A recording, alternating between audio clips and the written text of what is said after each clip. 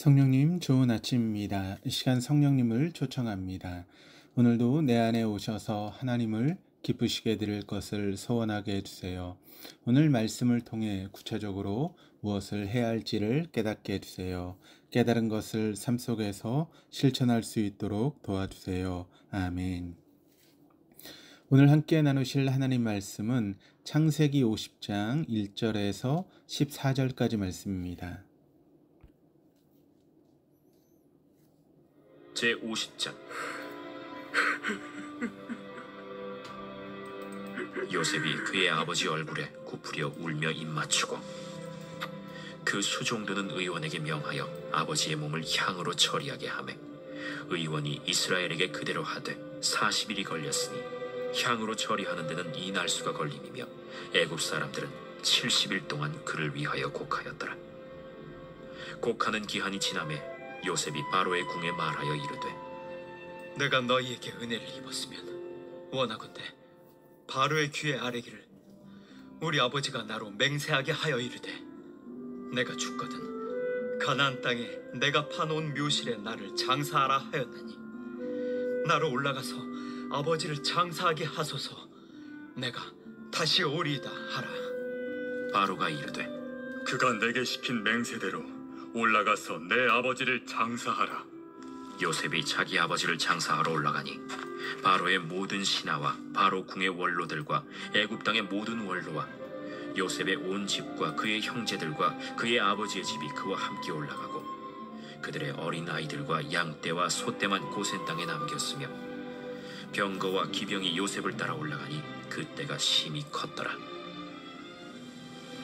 그들이 요단강 건너편 아닷 타작마당에 이르러 거기서 크게 울고 애통하며 요셉이 아버지를 위하여 7일 동안 애곡하였더니 그 땅 거민 가나안 백성들이 아닷 마당의 애통을 보고 이르되 이는 애굽 사람의 큰 애통이라 하였으므로 그 땅 이름을 아벨 미스라임이라 하였으니 곧 요단강 건너편이더라. 야곱의 아들들이 아버지가 그들에게 명령한 대로 그를 위해 따라 행하여 그를 가나안 땅으로 메어다가 마므레 앞 막벨라 밭 굴에 장사하였으니 이는 아브라함이 헷 족속 에브론에게 밭과 함께 사서 매장지를 삼은 곳이더라.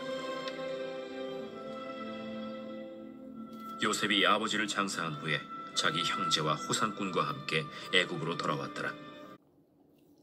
오늘 본문은 야곱의 장례식에 대해서 증거합니다.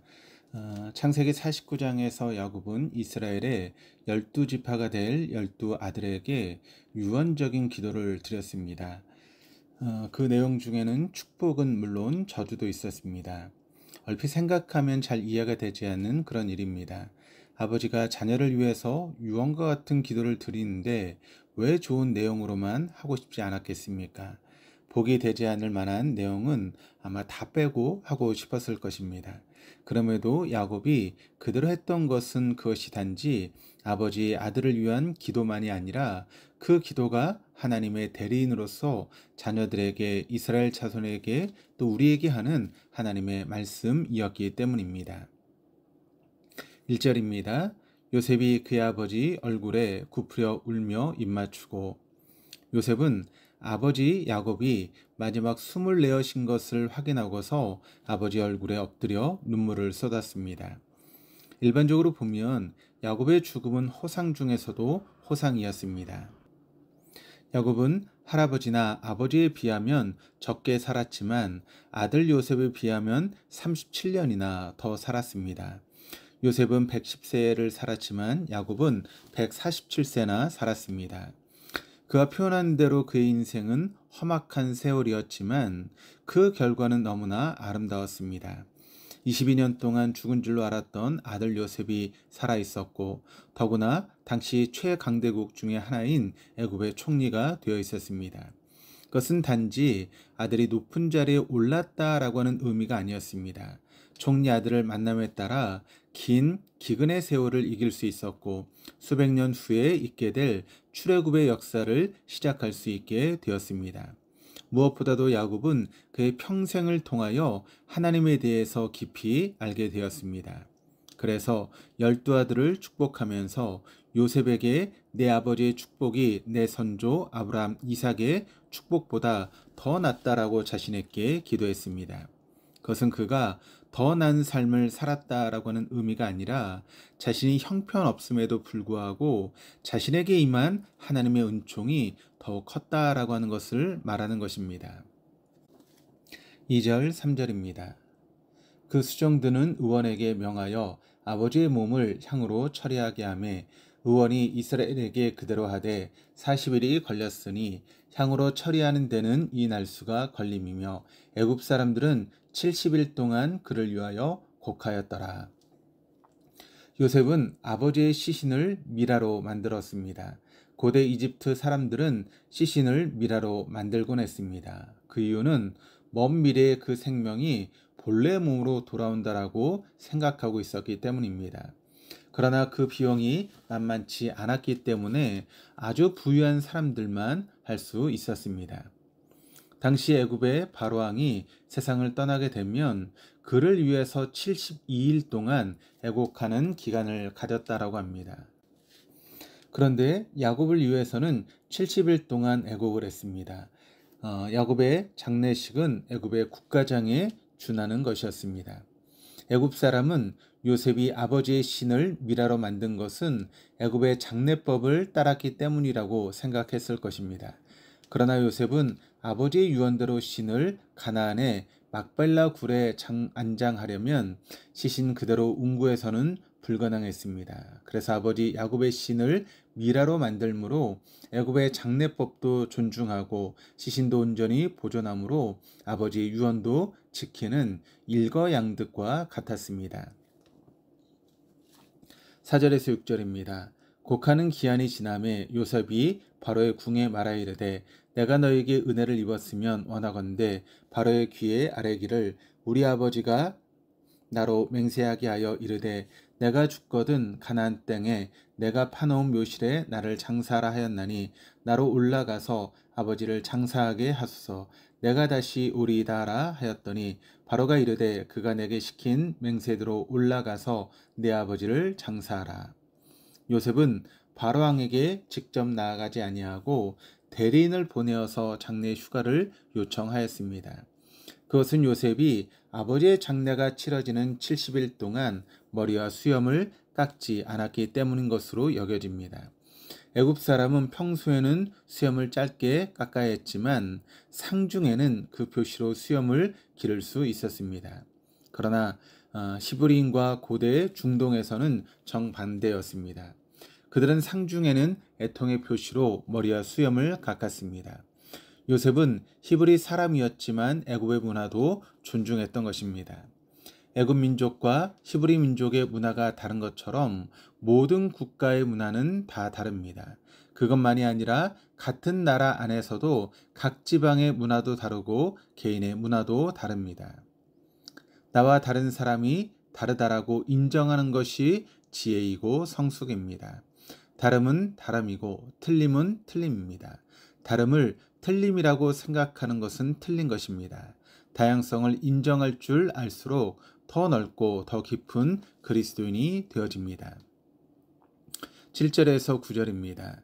요셉이 자기 아버지를 장사로 올라가니 바로의 모든 신하와 바로 궁의 원로들과 애굽 땅의 모든 원로와 요셉의 온 집과 그의 형제들과 그의 아버지의 집이 그와 함께 올라가고 그들의 어린 아이들과 양떼와 소떼만 고센 땅에 남겼으니 병거와 기병이 요셉을 따라 올라가니 그때가 심히 컸더라. 우리 옛말 중에 정승 부인이 죽으면 조문객이 문전성시를 이루지만 정승이 죽으면 아무도 오지 않는다라고 하는 속담이 있습니다. 야곱의 장례식에 정말 많은 사람이 동원되었습니다. 바로의 신하 모두, 바로 궁의 원로들, 애굽 온 나라에 있는 원로, 요셉의 온 집과 그 형제들, 아버지의 집안 사람들, 이런 사람들이 동원되었습니다. 그것만이 아니라 병거와 기병, 지금으로 하면 탱크 부대와 같은 특수 부대까지 동원되었습니다.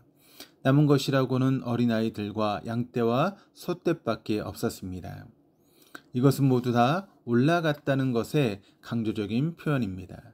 즉 야곱의 집안에 남은 사람이라고는 어린아이들밖에 없다는 것은 그만큼 많은 사람이 장례식에 참석했다라고 하는 의미입니다.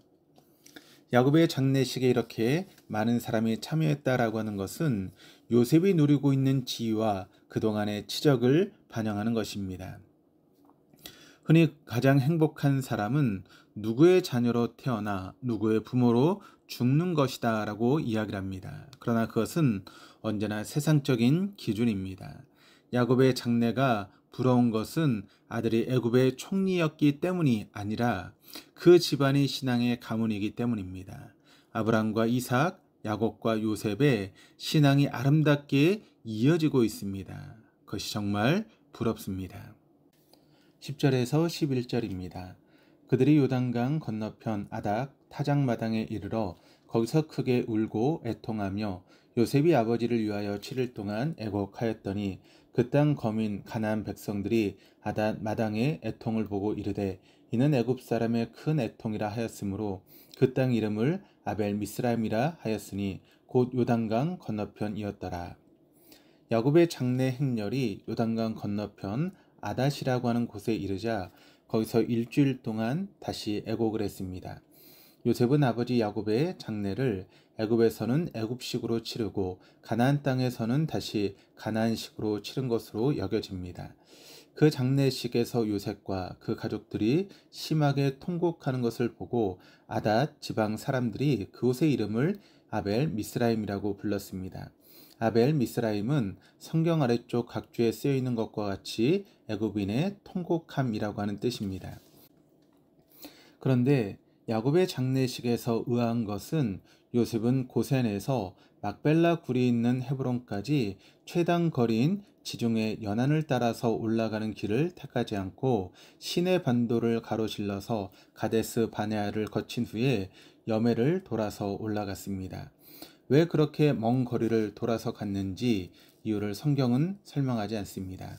후에 이스라엘 자손이 출애굽을 할 때 하나님께서 그들을 가까운 길로 인도하지 않으시고 돌아서 가도록 하신 것은 블레 사람과 전쟁하게 되면 두려운 마음이 들어서 애굽으로 되돌아가려고 할 것이라 그렇게 하지 못하도록 하셨기 때문이라고 말씀하고 있습니다. 이때도 블레셋 지역에 사는 사람들과 충돌하지 않기 위해서 그러했는지 알 수는 없지만 중요한 것은 그들이 그렇게 돌아간 길이 나중에 출애굽의 길과 거의 일치하고 있다라고 하는 것입니다. 하나님께서는 400년 후에 있게 될 출애굽의 길을 미리 보여주신 것과 같습니다. 마지막 12절에서 14절입니다. 야곱의 아들들이 아버지가 그들에게 명령한 대로 그를 위에 따라 행하여 그를 가나안 땅으로 메어다가 마므레 앞 막벨라 밭굴에 장사하였으니 이는 아브라함이 헷족 속 에브론에게서 밭과 함께 사서 매장지를 삼은 곳이더라.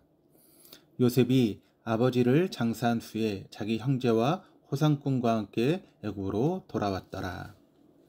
야곱은 요셉에게 그리고 12아들에게 간곡하게 그리고 아주 강하게 자신을 애굽에 매장하지 말고 헤브론에 있는 막벨라 굴에 매장하기를 유언으로 남겼습니다. 그것은 그곳이 하나님께서 조상들에게 주신 약속의 땅이기 때문이었습니다. 또한 그것은 그의 자손도 언젠가는 그곳으로 돌아가야 한다는 것을 의미하고 있기 때문입니다.